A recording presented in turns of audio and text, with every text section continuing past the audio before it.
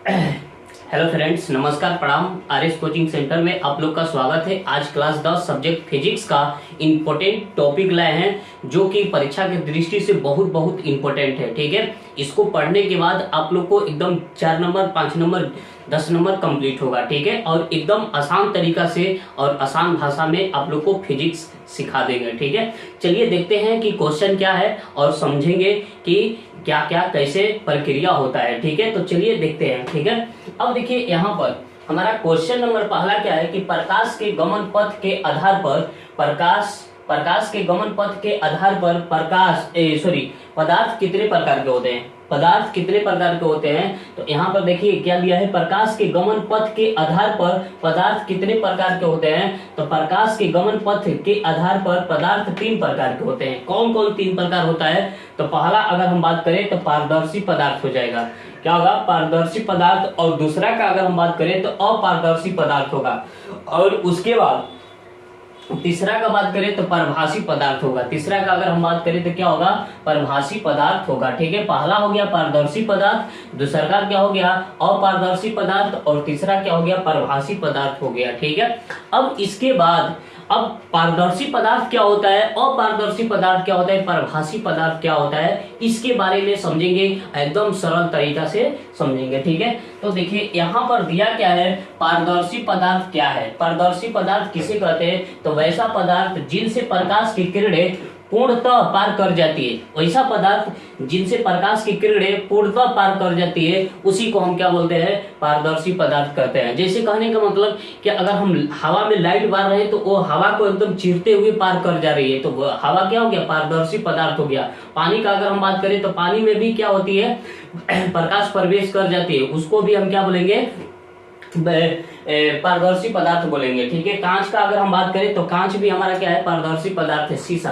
ठीक है, अगर शीशा में भी अगर हम प्रकाश भेजते हैं तो शीशा को क्या करती है, पार कर जाती है, एकदम पूर्ण रूप से क्या हो जाती है, पार हो जाती है। उसी को हम क्या बोलते हैं, पारदर्शी पदार्थ बोलते हैं। ठीक है, तो यहाँ पर लिखा है पारदर्शी पदार्थ वैसे पदार्थ जिनसे प्रकाश की किरणें पूर्णतः पार कर जाती है। पूर्णतः कहने का मतलब कि सारे प्रकाश की किरणें पार कर जाती है, उसे हम क्या कहते हैं, उसे पारदर्शी पदार्थ कहते हैं। जैसे कि हवा हो गया, पानी हो गया, कांच हो गया। ठीक है, हवा, पानी, कांच, ये क्या है, पारदर्शी पदार्थ होगा। ठीक है, चलिए अब देखते हैं अपारदर्शी पदार्थ। अपारदर्शी पदार्थ का कहने का मतलब कि जिनमें प्रकाश की किरणें पार नहीं कर पाएगी। जैसे कि लकड़ी हो गया, लकड़ी पर अगर हम प्रकाश की किरणें भेज रहे हैं तो लकड़ी को पार नहीं कर पाएगी। जैसे कि ईंट हो गया, पत्थर हो गया, ये सब जो पदार्थ हैं, ये सब जो पदार्थ है वो कैसा पदार्थ है, अपारदर्शी पदार्थ है। क्यों, क्योंकि इसमें जो होता है प्रकाश की किरणें पार नहीं कर पाती हैं, तो वैसे चीज को हम क्या बोलते हैं, अपारदर्शी पदार्थ कहते हैं। जैसे कि वैसा पदार्थ जिनमें से प्रकाश की किरणें पार नहीं कर पाती है, उसे हम क्या कहते हैं, पारदर्शी पदार्थ कहते हैं। जैसे पत्थर हो गया, ईंट हो गया, लकड़ी हो गया, टेबल, दीवार आदि हो गया। ठीक है, अगर हमारे घर के कमरा है, हमारे घर का कमरा है, अगर उस पर दीवार पर अगर हम लाइट मारे, प्रकाश की किरणें भेजे, लाइट मारे, तो वो दीवार को पार करके उस पार नहीं चल जाएगी। ठीक है, तो वैसे चीज को हम क्या बोलते हैं, अपारदर्शी पदार्थ बोलते हैं। उससे वैसे चीज को हम क्या बोलेंगे, अपारदर्शी पदार्थ कहते हैं। ठीक है, आशा करते हैं कि 2 क्वेश्चन आप लोग को समझ में आ गया। तीसरा का क्वेश्चन क्या है, परभासी पदार्थ। परभासी मतलब क्या होता है कि अंशतः थोड़ा थोड़ा प्रकाश की किरणें पार कर जाए, तो उसी चीज को हम क्या बोलते हैं, पारदर्शी पदार्थ कहते हैं। तो यहाँ पर डिफिनेशन क्या है, वैसा पदार्थ जिनसे प्रकाश की किरणें अंशतः पार कर जाती है। अंशतः मतलब थोड़ा थोड़ा पार कर जाती है, उसे हम क्या कहते हैं, उसे हम क्या कहते हैं, परभासी पदार्थ कहते हैं। उसे हम क्या कहेंगे, परभासी पदार्थ कहेंगे। परभासी पदार्थ का एक दूसरा का नाम होता है अर्धपारदर्शी।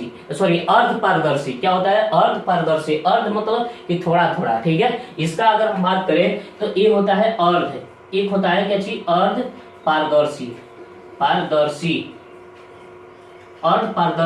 पदार्थ होता है, इसका दूसरा का नाम हो जाएगा। कहीं कहीं क्या लिखा होता है, परभासी पदार्थ होता है, कहीं कहीं अपारदर्शी पदार्थ होता है। ठीक है, तो अपारदर्शी पदार्थ कहने का मतलब कि पूर्ण रूप से प्रकाश की किरणें नहीं पार करेगी, थोड़ा थोड़ा प्रकाश की किरणें पार करेगी, तो उसी को हम क्या बोलते हैं, पारदर्शी पदार्थ कहते हैं। जैसे कहने का मतलब क्या होगा, घिसा हुआ कांच, अगर कांच को अगर घिस देते हैं, अगर उस पर टार्च मारेंगे, उस पर प्रकाश की किरणें भेजेंगे, तो वो थोड़ा थोड़ा क्या होगी, पार कर जाएगी और सारी प्रकाश की किरणें लौट आएगी। ठीक है, तो घिसा हुआ कांच हो जाएगा। चर्म रोग हो गया, जिसको चर्म रोग होता है, तो उसको अगर उसमें प्रकाश की किरणें का अगर हम बात करें तो पूर्ण रूप से नहीं पार कर पाएगी। ठीक है, तेल में डूबा हुआ कागज, तेल में डुबाकर कागज को अगर प्रकाश की किरणों को मारेंगे तो थोड़ा थोड़ा पार करेगा और अन्यथा और प्रकाश की किरणें क्या हो जाएगी, लौट आएगी। तो वही है हमारा क्या चीज, पारभासी पदार्थ क्या होता है। तो यहाँ पर देखेंगे वैसा पदार्थ जिनसे प्रकाश की किरणें अंशतः पार कर जाती है, उसको हम क्या बोलते हैं,